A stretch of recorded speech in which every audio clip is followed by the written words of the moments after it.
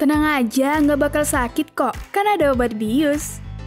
Ayo Sobat Kanal yang sudah pernah melakukan prosedur cabut gigi maupun pembedahan, pasti sudah pernah mendengar kalimat tersebut bukan?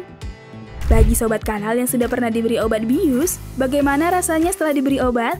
Mati rasa atau bahkan sampai hilang kesadaran? Itu terjadi karena obat bius adalah obat yang berfungsi untuk menghilangkan rasa sakit pada seseorang. Obat bius sering digunakan dalam prosedur medis yang menimbulkan rasa sakit pada pasien dengan tujuan agar pasien mati rasa. Tindakan pemberian obat bius ini dinamakan prosedur anestesi. Dalam bahasa Yunani, anestesi berarti hilangnya sebuah rasa. Anestesi dapat dibagi menjadi 3 jenis, yaitu anestesi lokal, regional, dan umum. Pada episode kali ini, kita akan spesifik membahas mengenai macam-macam obat bius dan adjuvan yang sering digunakan di dalam prosedur anestesi lokal. Yuk kita simak! Zat pertama yang ditemukan sebagai penghilang rasa nyeri adalah opioid. Meskipun cukup berhasil, penggunaan opioid dalam prosedur anestesi ternyata sering dikaitkan dengan komplikasi sistemik seperti mual, muntah, depresi pernapasan, sedasi, pemulihan tertunda fungsi usus, dan hiperalgesia. Sebagai upaya untuk mengurangi kebutuhan dan efek samping opioid sistemik, penggunaan anestesi lokal di lokasi perineural seperti saraf intratekal, epidural, atau saraf perifer mulai dikembangkan secara bertahap. Saat ini, anestesi lokal terbukti dapat diberikan dalam berbagai situasi, termasuk pembedahan, nyeri persalinan, maupun manajemen nyeri akut dan kronis. Meskipun bermanfaat, penggunaan anestesi lokal dibatasi oleh durasi kerja yang sangat singkat. Selain itu, anestesi lokal memiliki efek samping berbahaya seperti aritmia jantung, depresi sistem saraf pusat, dan reaksi alergi.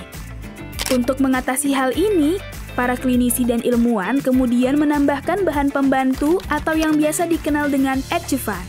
Adjuvan mampu memperpanjang durasi blok saraf dan mengurangi kebutuhan dosis kumulatif anestesi lokal sehingga menurunkan toksisitas. Apa saja ya adjuvan yang digunakan di dalam anestesi lokal? Ayo kita bahas satu persatu. Golongan opioid. Opioid adalah anestesi lokal yang paling sering digunakan adjuvan dan digunakan dalam blok neuraksial. Opioid bekerja dengan cara mempotensiasi antinosisepsi anestesi lokal melalui mekanisme reseptor protein G berpasangan sehingga menyebabkan hiperpolarisasi pada neuron sensorik aferen. Kerja opioid dipengaruhi oleh dosis, lokasi injeksi, lipofilisitas, dan kondisi asam basa lingkungan. Beberapa obat golongan opioid yang sering digunakan sebagai adjuvan adalah morfin. Morfin yang digunakan adalah morfin tanpa pengawet. Sifat hidrofilik yang dimiliki morfin apabila digunakan dalam blok neuraksial akan membuat obat menyebar sehingga meningkatkan area analgesia. Morfin tidak direkomendasikan untuk diberikan pada PNB atau peripheral neural block. Fentanyl. Fentanyl intratekal 10-25 mcg terbukti memperpanjang durasi blok sensorik dengan efek samping yang lebih kecil dibandingkan dengan morfin. Akan tetapi, fentanyl memiliki efek samping mual dan muntah. Obat jenis ini juga tidak direkomendasikan sebagai adjuvan pada PNB sama seperti morfin. Sufentanil. Sufentanil intratekal 5 mcg terbukti efektif sebagai adjuvan. Untuk efek samping yang lebih kecil, dosis dapat diturunkan hingga 1,5 mcg. Hydromorphone dan buprenorphine. Hydromorphone telah terbukti efektif sebagai adjuvan untuk mengurangi rasa nyeri baik pada rute intratekal 100 mcg dan epidural 500-600 mcg. Jenis ini lebih dipilih pada pasien dengan insufisiensi ginjal dengan efek samping yang lebih kecil dibandingkan dengan morfin. Buprenorphine juga terbukti efektif pada rute intratekal 75-150 mcg dan epidural 150-300 mcg. Tramadol. Tramadol merupakan agonis opioid lemah. Tramadol terbukti efektif dalam blok intratekal dengan dosis 10-50 mg. Tramadol menjadi pilihan karena jarang menimbulkan efek samping gatal dan sedasi. Akan tetapi, tramadol tidak direkomendasikan sebagai adjuvan PNB karena belum cukup bukti. 2. Golongan epinefrin. Epinefrin adalah salah satu adjuvan tertua untuk anestesi lokal dengan rekomendasi dosis 0,5 sampai 1 mikrogram per kilogram. Selain efek vasokonstriksi, epinefrin juga bersifat antinosiseptif dengan aktivasi alpha-2 adrenoreseptor. Pada rute PNB, epinefrin bekerja sebagai vasokonstriksi perineural. Epinefrin berguna untuk anestesi lokal short acting dan intermediate acting seperti lidocaine.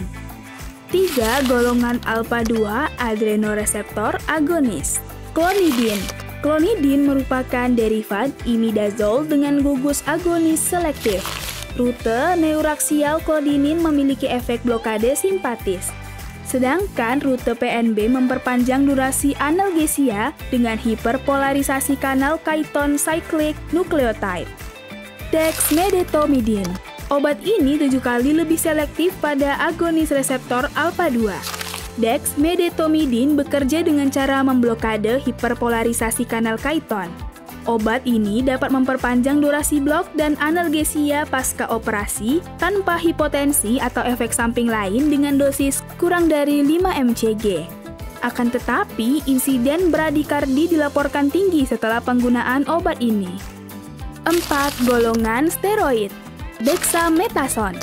Dexamethasone merupakan antiinflamasi kuat dan digunakan sebagai adjuvan neuraksial dan PNB. Obat ini bekerja lokal pada serabut saraf dan sistemik.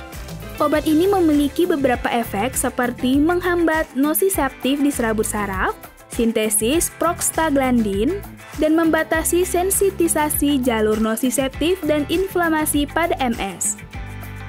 Kelima, obat golongan lain.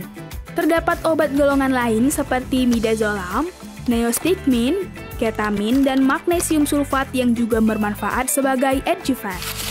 Wah, banyak sekali ya Sobat Kanal golongan dan jenis-jenis obatnya. Adjuvan pada anestesi lokal dikembangkan untuk kenyamanan dan keselamatan pasien. Mengingat adjuvan masih dalam proses pengembangan, dokter harus memastikan bahwa mereka melakukan safe anestesia.